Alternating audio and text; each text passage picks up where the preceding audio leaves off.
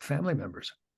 Well, I do remember when that happened. It was like the cover of Time magazine, and it was literally everywhere. And people had guesses, and and I know you guys had like scripts and like different endings. And I Oh, mean, the Queen Mother, Queen Elizabeth's mother, when she was alive, cornered Hagman in England and said, "Oh, Mr. Hagman, could you tell me, please?" And he said, "No, ma'am, I'm sorry, I cannot tell," because he didn't know, but he pretended he did. So it was, yeah, it was crazy time. crazy time. So you Yeah. have this, your Bobby Ewing. This show is a huge hit. People love it everywhere. You're there, lots of success. Talk to me about, season 8, your decision to leave. Oh, right, right. Well, I always say it was the best accidental decision I ever made.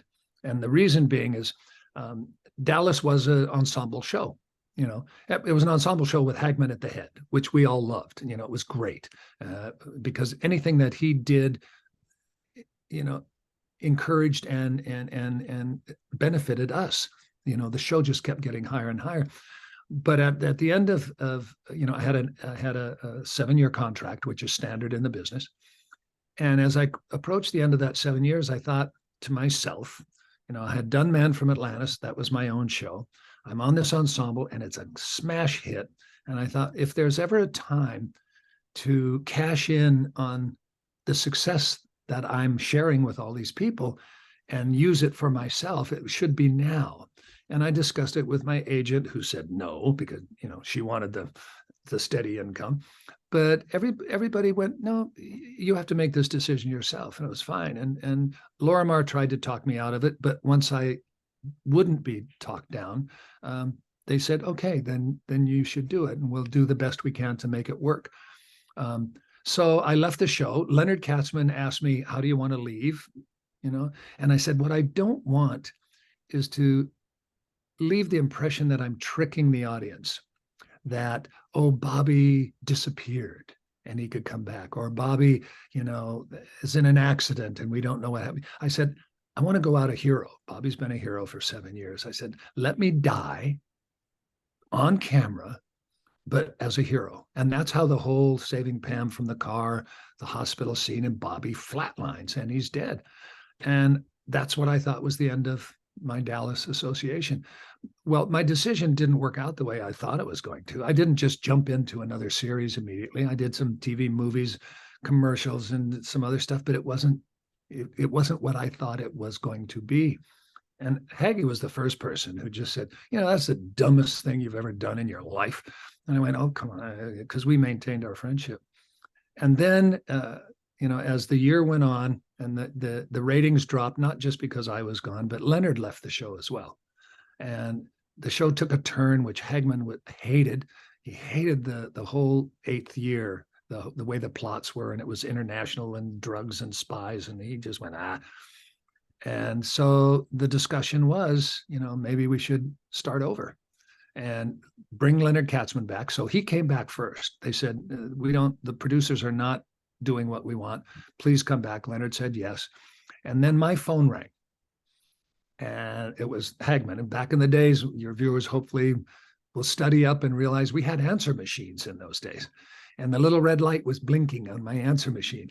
And I turned it on and it was Haggy. And he went, hey, Patrick, I want you to come out to Malibu. Let's take a jacuzzi and get drunk. I want to talk to you. And I hung up and I turned to my wife. I said, he's going to ask me to come back on the show. And that's what happened. He asked me to come back. They knew that he was the only one who could broach the subject, but I was ready. I missed him. I missed the show. I missed everything. I was ready. So I said, yeah, I'm in. Let's do it. So that's when Leonard approached me and said, here's my plan. And it was his plan to do the dream thing, because he hated the last season as well. And he didn't want to try and fix it. He wanted to just erase it. So he said, you didn't die. It was all a dream. And I went, oh, this is so cool. This is so exciting. And that's what we did. And we got 5 more years out of the show. There's so much interesting about that. When you initially go in though and say, here's the deal, and not only do I want to leave, and you said they try to keep you, like I imagine they just get on their knees and they just say, here's the dump truck of money, and we're going to back it up into your house. Like, I mean, because Bobby and JR, I mean, it was an ensemble show. Everyone was so great. But I mean, that at the core was a huge core center of the show. So I imagine they try to keep you, but what do they say when you say, I don't want Bobby to, break up with Pam, move to New York, need Yeah. a year to, when you say, I actually want him to die? I mean, that must have been met with some reaction. Yeah, there was, at that point, Dallas, after 7 years, had an upper tier, let's call it, of producers and people with their finger in the pie, and most of them knew the dollar and cents reality that it was going to take a hit because it was an ensemble, but Bobby was a big part of that ensemble, and they tried everything, renegotiations and all of that.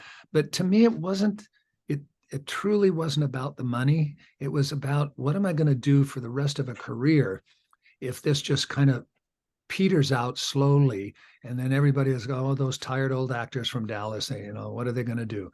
So that's why I made that jump decision. And eventually they understood, at that upper tier level, they're all businessmen.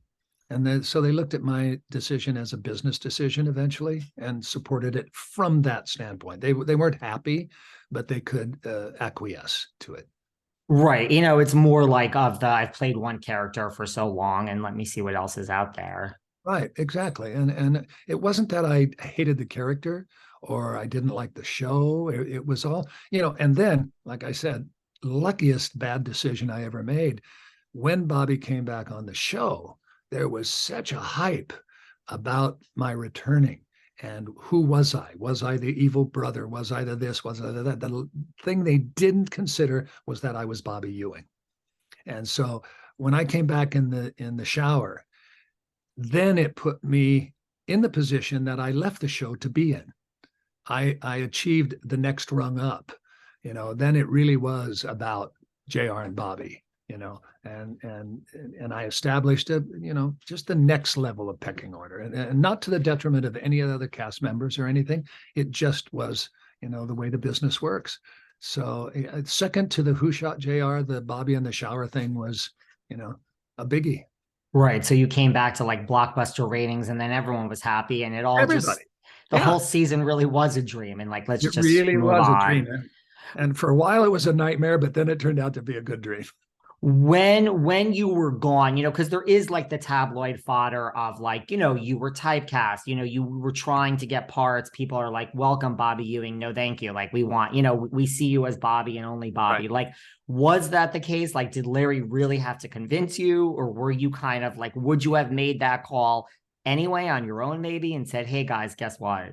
I probably wouldn't have initiated the call on my own, only because uh, I think, well, it's not, I think, I know how the business works to a certain extent. And the last thing you are is in charge of the time. You have no control over that. So, it wasn't a 1 year